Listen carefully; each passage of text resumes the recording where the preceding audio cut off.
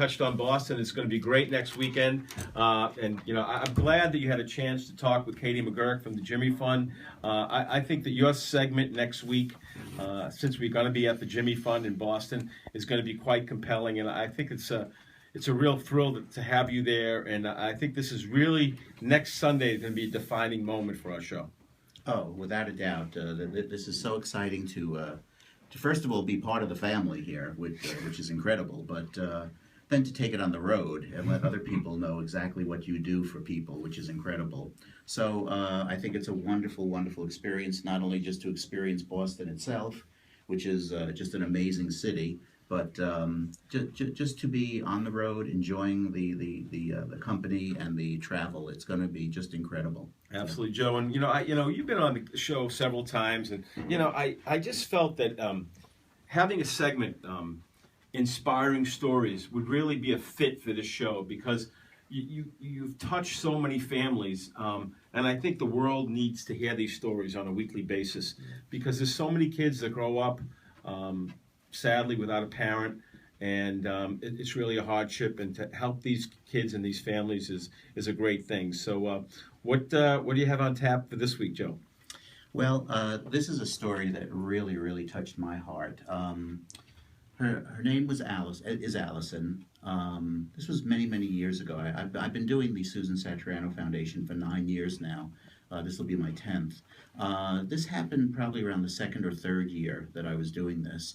And, what I do is not only give out scholarships to kids for their higher education, for college, but I also go to each and every school to interview the child, and the young adult, I should say, basically just to give them a chance to talk. And truly, they do open up because of the fact that we are on a level playing field. We walk the walk. We're both in a club that neither of us wanted to be a part of, but here we are. So let me just tell you really quickly what happened with Allison. She shared with me that she was going on to college. She lost her mom to breast cancer. And that happened when she was a freshman in high school. She remembers one thing about the battle with her mom, which was she always noticed that her mom, who was in constant pain due to the cancer, she always felt a little better when Allison would put a pillow under her head. So, what did Allison go and do? Now, mind you, everyone, this is a young adult, okay, a freshman in high school thinking like an adult. She made it her business to go to every millinery store that she could find, anywhere that they would be willing to give her fabric and bunting and sewing needles and whatever. And what she did was she started not a business, but just a labor of love. She started making pillows for cancer patients. What she would do after school and on the weekend is she would go to every hospital she could find and just go to the cancer ward and find people who would just accept these pillows. Now, I know we're on radio, but I brought something which is so touching to me, and people who will watch this on YouTube will see it. This was the pillow, the first pillow she made for her mom. And she felt it was so important for her to give this to me because of the foundation and what it did to affect her. For your listeners, it's a beautiful red velvet pillow in the shape of a heart. This was her mom's pillow, and now it's mine. And I treat it with reverence, and I treat it with love.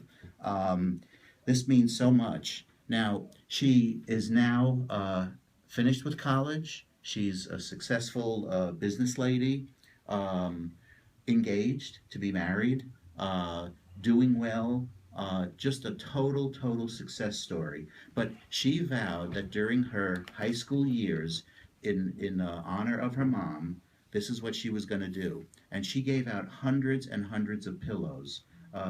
It was just a touching, amazing story, and the fact that she felt close enough to me to give me her mom's pillow really, really touched my heart.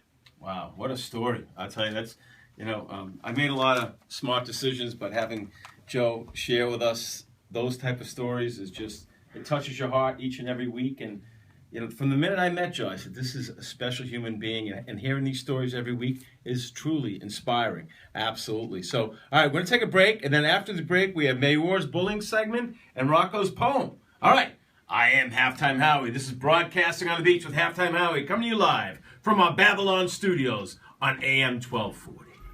WGBB.